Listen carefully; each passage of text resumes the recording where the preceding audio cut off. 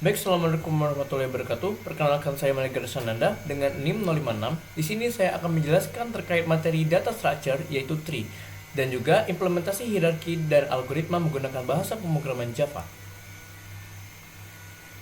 Oke, pada kali ini kita akan memahami konsep dasar tree. Nah, jadi konsep dasar tree ini adalah memahami representasi data nonlinear dan juga relasi hierarki. Oke, untuk definisi struktur data, yaitu tree adalah struktur data nonlinear yang mensimulasikan struktur pohon dengan kumpulan node yang terhubung secara hierarki. Yang pertama, yaitu memiliki satu root sebagai puncak utama. Yang kedua adalah node saling terhubung melalui edge. Dan yang ketiga adalah ideal untuk data dengan hubungan parent-child atau induk-anak. Jadi, pada struktur data tree ini, ada yang namanya root. Root ini adalah kepala awalnya. Nah, di sini untuk data structure ini adanya hubungan antara parent dan child. Jadi parent itu adalah angka yang ada di kanan maupun yang di kiri, dan itu yang paling bawah itu adalah child atau anak. Oke, untuk terminologi pada data structure itu terbagi menjadi tiga, yaitu ada root, ada leaf, dan ada high. Root adalah node yang paling atas yang tidak memiliki parent. Leaf adalah node terminal yang tidak memiliki child atau yang paling akhir, dan yang terakhir adalah high, jumlah edge terpanjang dari root ke leaf terjauh. Oke, untuk implementasi di Java, nah di sini saya untuk tree-nya itu membangun structure-nya itu menggunakan OOP atau Object Oriented Programming. Oke, pada codingan kali ini saya akan menjelaskan tentang codingannya, yaitu dalam Java setiap simpul pohon direpresentasikan sebagai objek dari kelas node. Nah, jadi dia tuh terbagi menjadi tiga ya. Ada data, ada left, dan ada right. Karena di dalam tree itu dia tuh terbagi menjadi dua, ada left sama ada right. Nah, di sini kalau saya implementasi di Java, di sini ada satu kelas namanya node, dan juga di sini ada tipe datanya yaitu integer data. Nah, di sini adalah variabel node. Node ini artinya yang tadi yang ada di tree ini ya. Jadi nanti kita akan representasikannya sebagai objek. Dan di sini ada node left dan juga node right.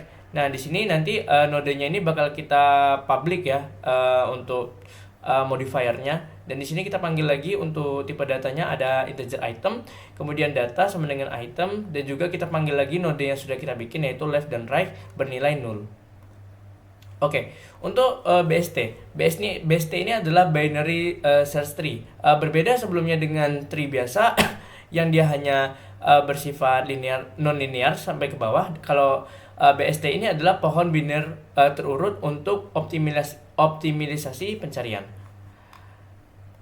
Oke, untuk prinsip dasar BST atau binary search tree ini dengan aturan khusus yang memungkinkan pencarian cepat. Nah, dia itu ada tiga teknik ya. Yang pertama adalah simpul di kiri selalu lebih kecil dari root, simpul di kanan selalu lebih besar daripada root. Yang terakhir adalah efisiensi pencarian rata-rata adalah O dalam kurung log n. Oke, berarti analoginya seperti ini. Kalau dia simpulnya di kiri berarti adalah nilai yang lebih kecil itu harus berada di kiri, dan juga nilai yang di kanan itu harus yang lebih besar. Jadi ketika kita menghitung nilainya itu harus yang lebih kecil dari kiri dulu. Ketika nilai yang paling kecil itu sudah selesai dihitung, baru kita menghitung dari kanan. Kita tidak boleh menghitung dari kanan dulu baru dari kiri, karena aturan dari BST itu seperti itu. Oke, terkait dengan analisis kompleksitas, di sini ada tiga ya. Yang pertama adalah search atau pencarian, yang kedua adalah insert atau penyisipan, yang terakhir adalah penghapusan atau delete. Nah, ini sangat penting sekali dalam dunia production, karena rata-rata orang kalau misalnya BST ini kan kita membutuhkan sistem yang menurut kita ini efisien, stabil.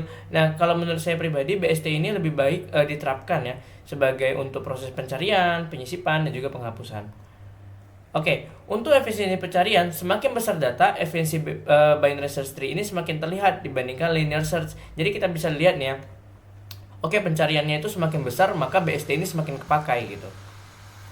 Nah, untuk aplikasi structure-nya ini biasanya nih di dalam dunia production ya, seperti yang saya bilang tadi, itu adalah directory structure dalam folder pada OS.